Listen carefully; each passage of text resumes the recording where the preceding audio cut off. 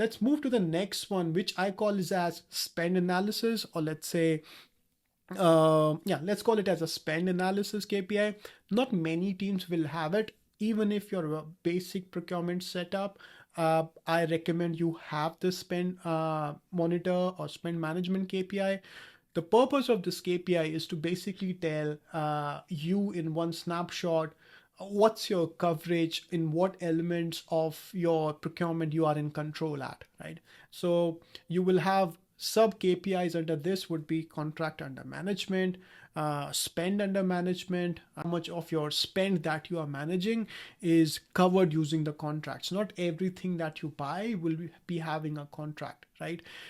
You can also add elements of purchase price variance and tail spend management, right? My favorite topic these days. So depending upon how mature your organization is, you can take either one KPI, which is spend under management, so that you have more central spend and less local spend. And if you are into top 1% aspect, you can have more elements to it like tail spend management and purchase price variance, especially when you're running a multi-geography operation and your teams are sitting across various geographies. You will have a lot of tail spend consolidation problems. More than the tail spend, you will have purchase price variance. So you will find numerous cases of vendor master data getting duplicated.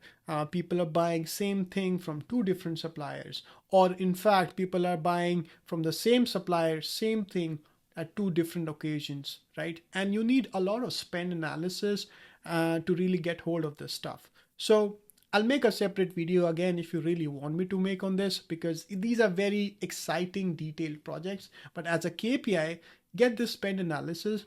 It basically will give you what your category manager is up to.